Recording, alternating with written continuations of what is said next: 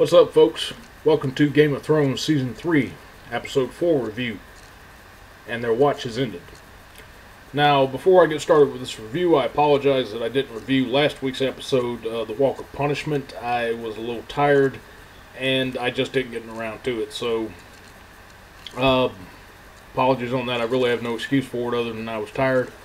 I will make references to what happened last episode as it pertains to the relevancy of the characters involved in this particular review.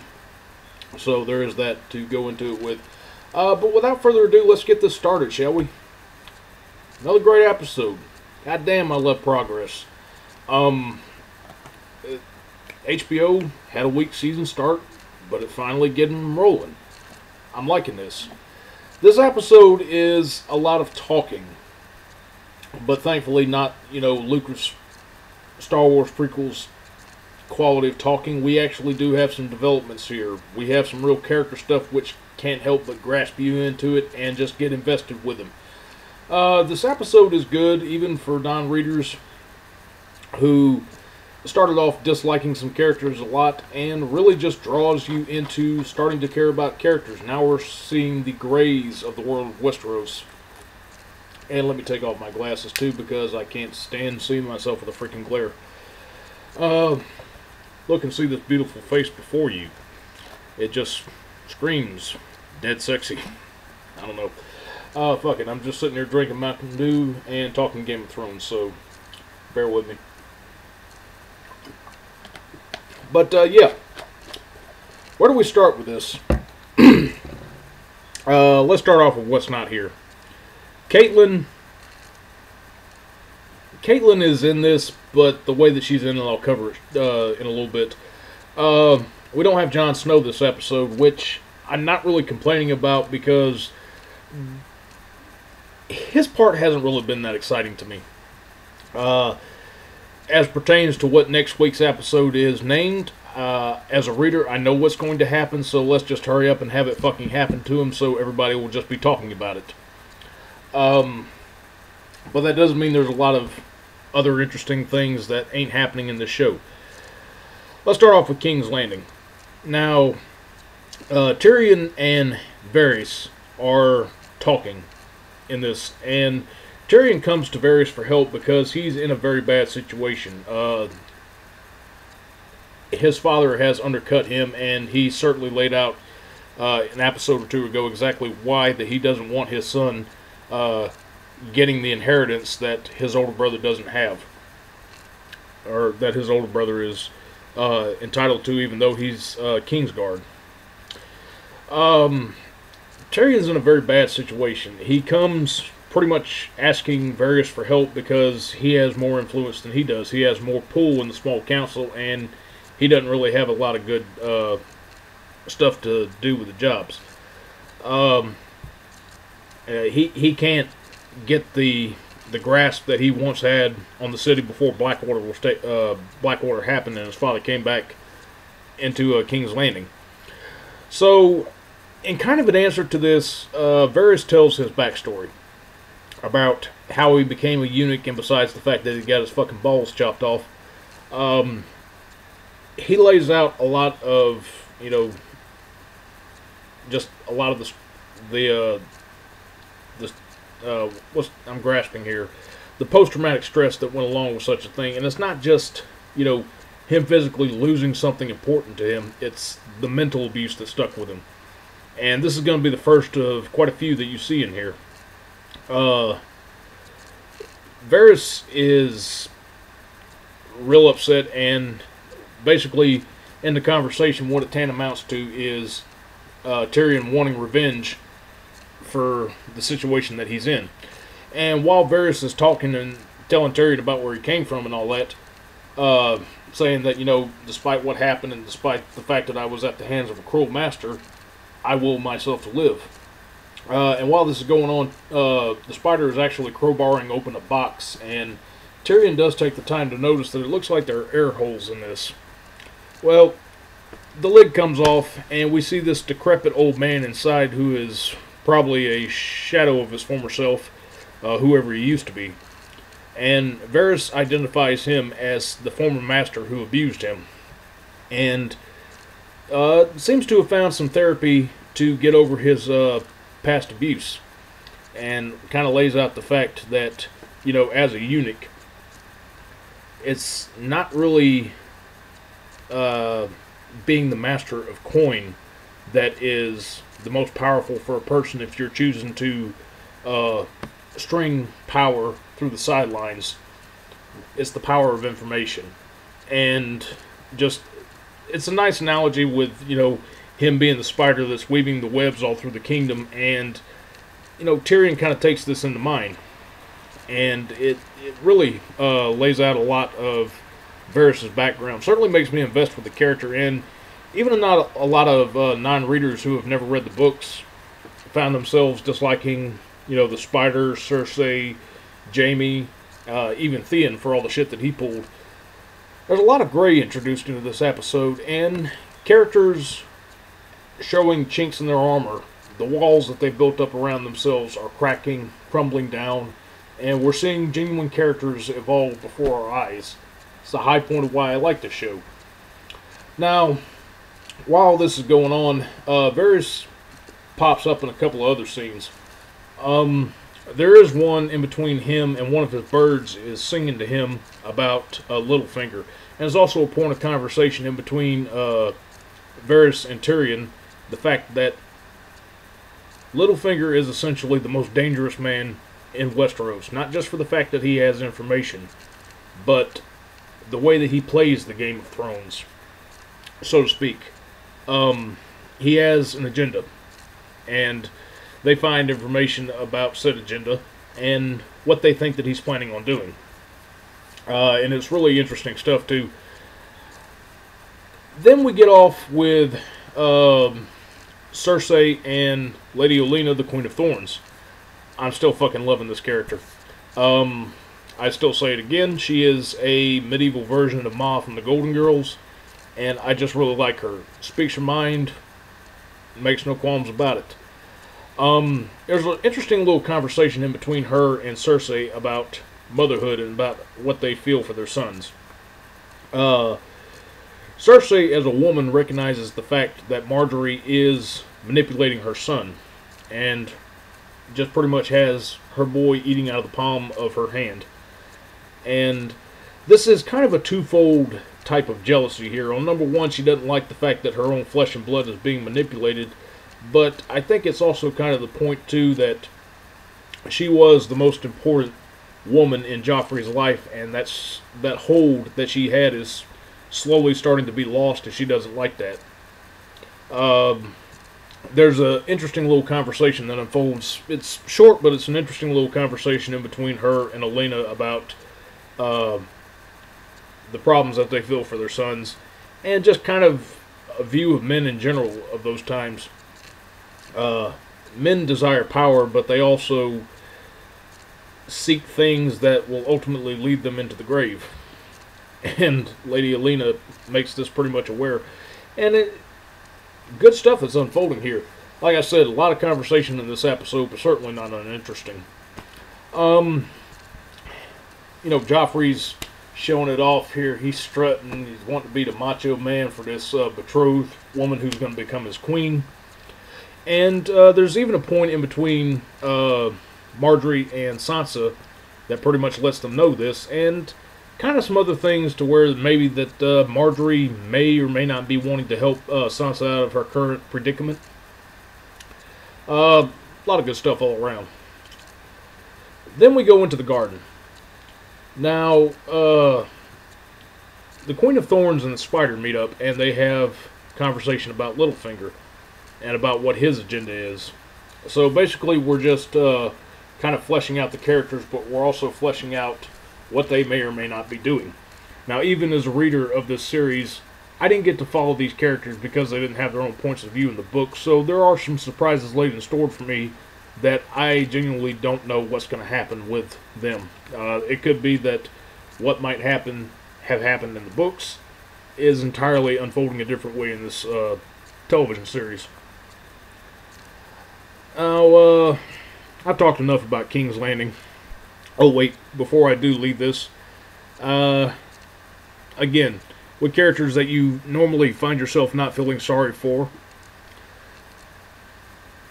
Cersei also finds herself kind of understanding now how Tyrion felt about dealing with his father. She is not as smart as she thinks that she is.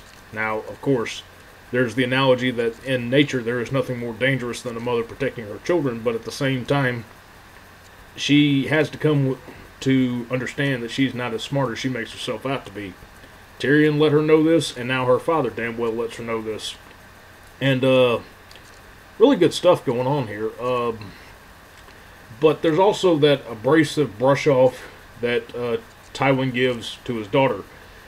He is not the family man that he makes himself out to be. There's a little bit more that he's not showing here besides the wall that he's put up around himself.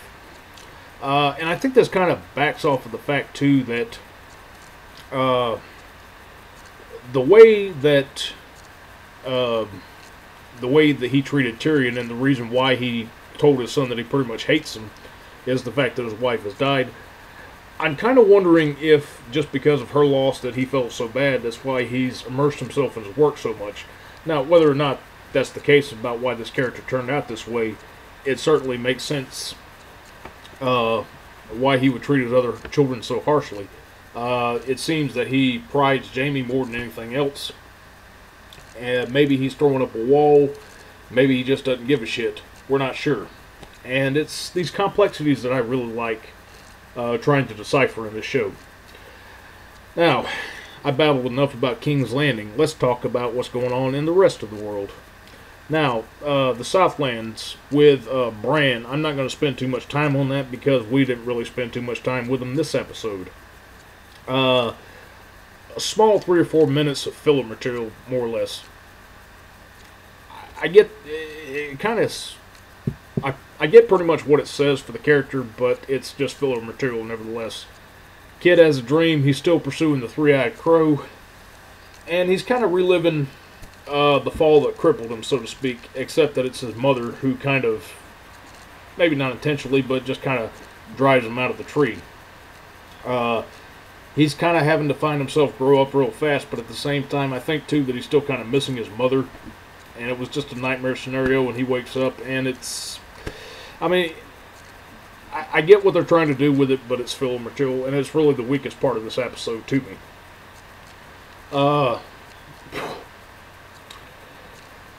Poor Theon. Shouldn't feel sorry for him, but then again, we catch him in a couple of moments of weakness. You feel bad for the guy, nevertheless, despite the hell that he's made for himself and he finds himself in. Him and his mysterious rescuer are still on the run from where he was being kept at.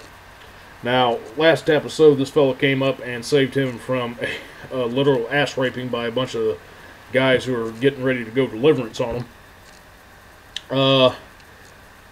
But even though he didn't get literally fucked, he still got fucked towards the end of his POV.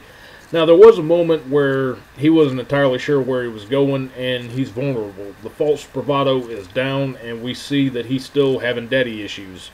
And this is about the most honest that we've seen out of him.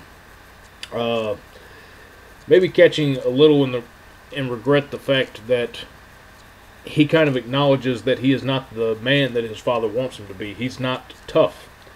Maybe the years at Winterfell have robbed him of whatever could have been that Greyjoy spirit that he needs, and he laments on it, and it kind of turns bad for the fellow when he finds himself walking right back to the rack where he started out.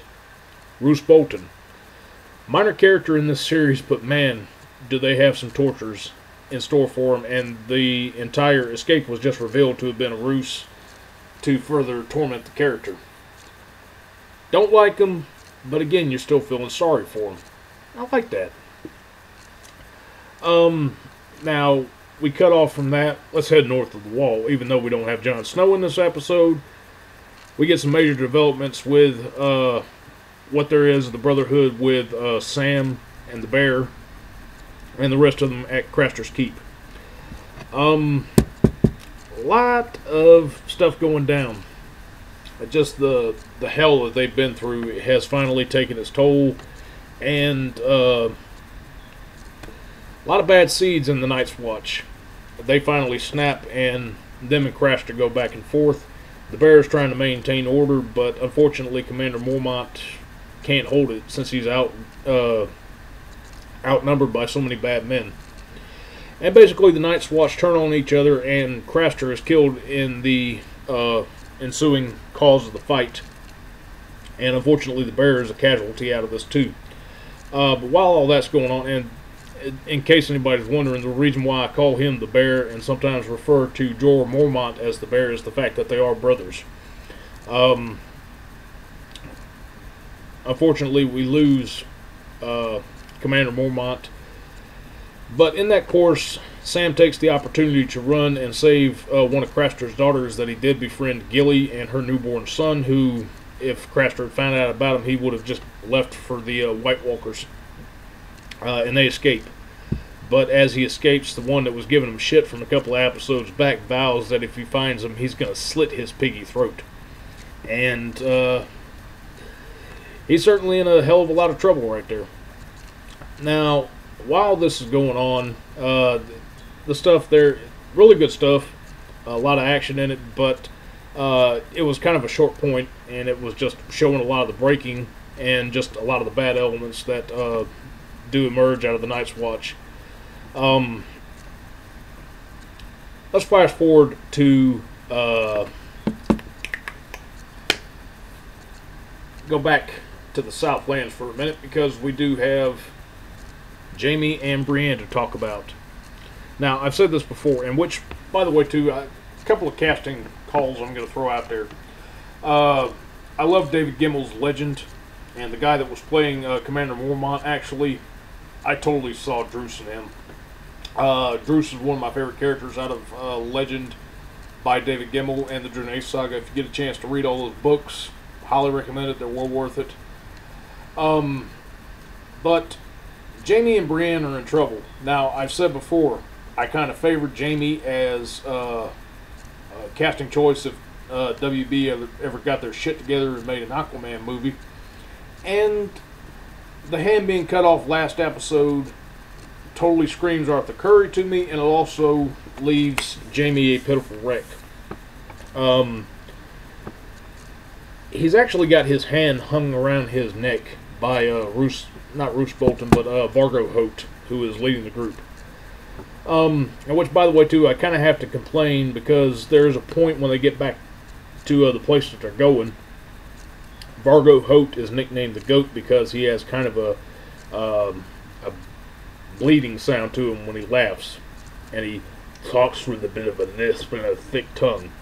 Not seeing that with this character, and I'm a little disappointed by that, but it's a small matter. Jaime is just a shadow of his former self, kind of like the guy in the box. He's just having a big old pity party, and Brienne's still kind of starting to feel bad for him.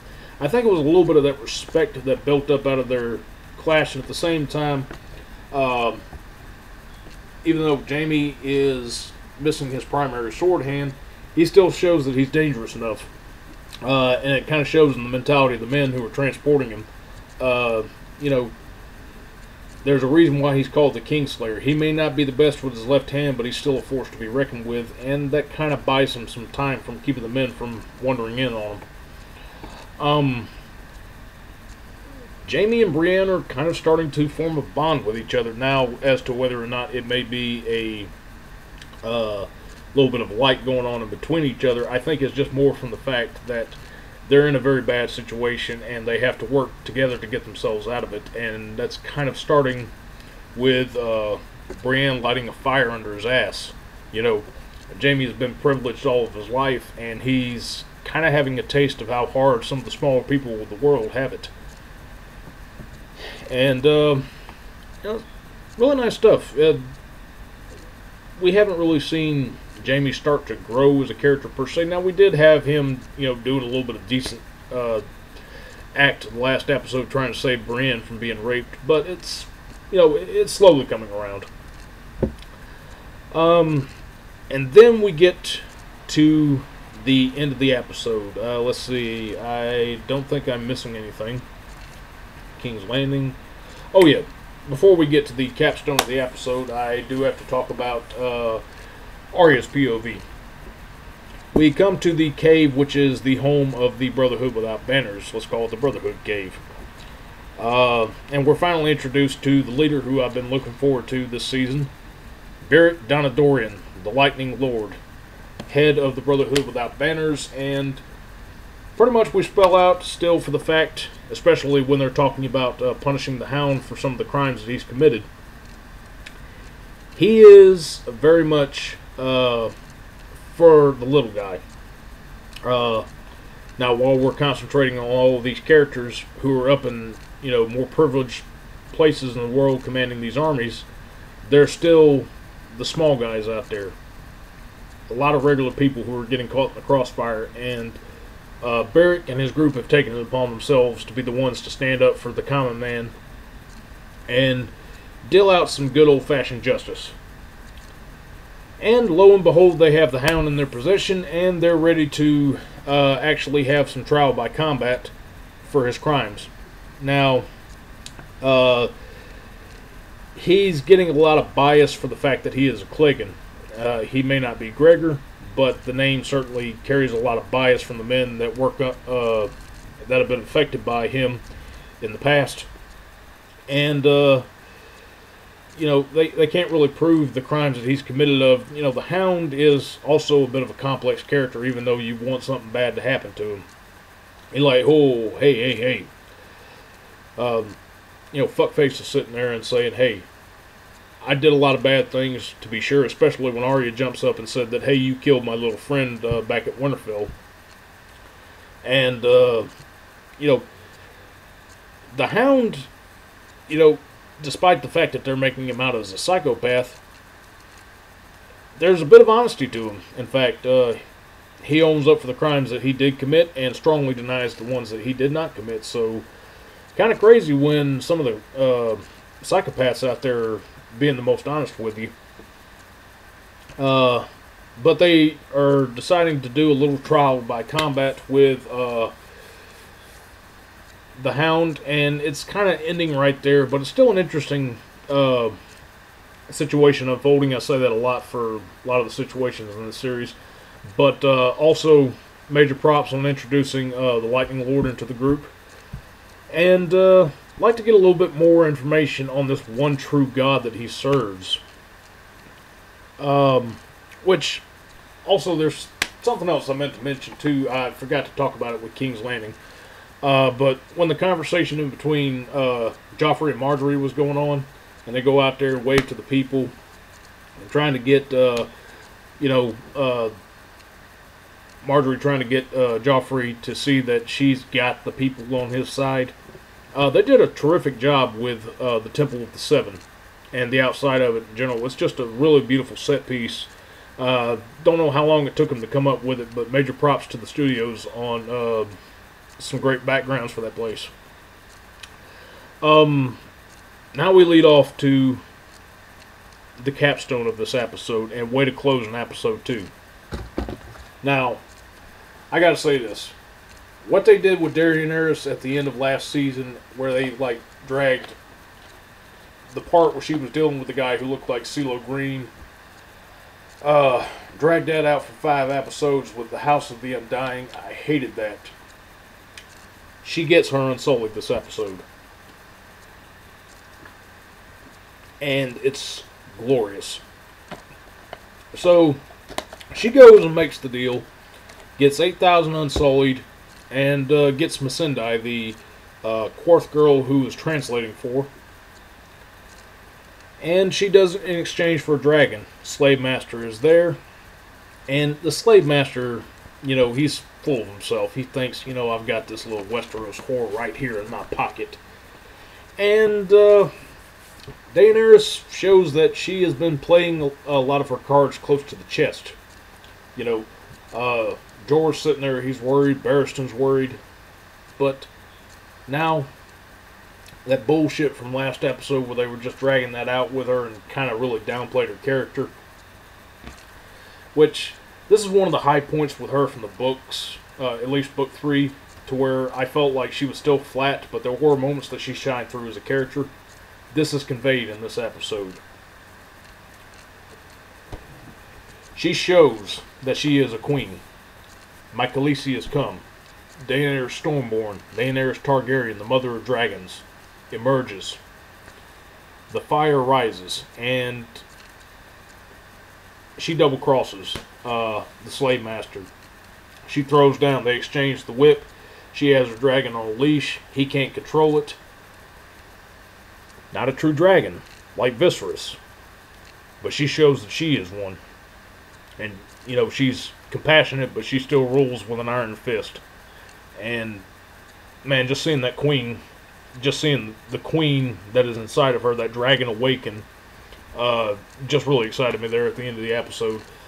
The dragon turns the slave trader into a crispy critter, but not before Daenerys rubs it in his face by letting him know the fact that she actually did speak Valyrian.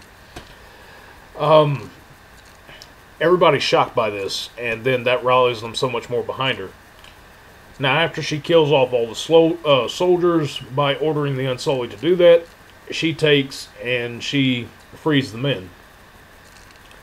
And this kind of plays out a scenario where somebody is trying to rally an army behind them by, you know, showing that they're firm, but they're still pretty noble. I've seen this scenario played out hundreds of times in movies and shows which have been epic like this, but it's still good to watch it here. She frees the Unsullied, and they're sitting there and they're thumping their spears into the earth, rallying behind her cause. The dragon has awoken her, but then she's wound up awakening the dragon in them. And this is a terrific foreshadowing device, at least for this episode, which this is kind of something I really like, watching it episodically. When Varys was talking about him being castrated and, you know, just the hell that he'd been through, that spark of humanity that was still left in him that they were trying to get rid of out of him, he strove to live. And somebody stepping in there and reaching out to the Unsullied awoken in them those feelings that they used to have of humanity, and it has rallied strongly behind her cause. Here we go, and they just burn the fucking place to the ground, the dragons do. And then we get this nice shot at the end of the episode of Daenerys is marching. Barristan, Jorah on either side of her, 8,000 Unsullied behind her, dragons in the sky, and a burning city in the background. Merry Christmas, Happy fucking New Year. The champagne cork is popped. Drink up. I mean, it's a nice way to end the episode, and I'm so happy that we have finally progressed with this character and just the events surrounding her to, you know, get the ball rolling. Now it's going. Now she has her purpose. Now she has her army, and she's setting her sights on that fucking Iron Throne. I love this episode. Really, my only complaint with this episode, looking back on it, the filler material with Bran, you know, kind of a drag, but there's a lot more unfolding, and they built up the ending of this episode so well. I loved it, and I hope that this continues rolling right through the rest of the season. Hope you guys enjoyed this, and this has been my episode review of Game of Thrones Season 3, Episode 4, and their watch has ended. Hope you guys enjoyed this, and if you ever get in the mood to conquer your old ancestral home after it has been usurped, and you get you some soldiers that are eunuchs, make sure you treat them nice, or otherwise they're going to go and turn on you like a motherfucker. Hope you guys enjoyed this episode. Questions, comments, feedback, I always appreciate it. And I will see you guys next week for a review of Episode 5, Kiss of Fire. So until then, hope you all have a good week.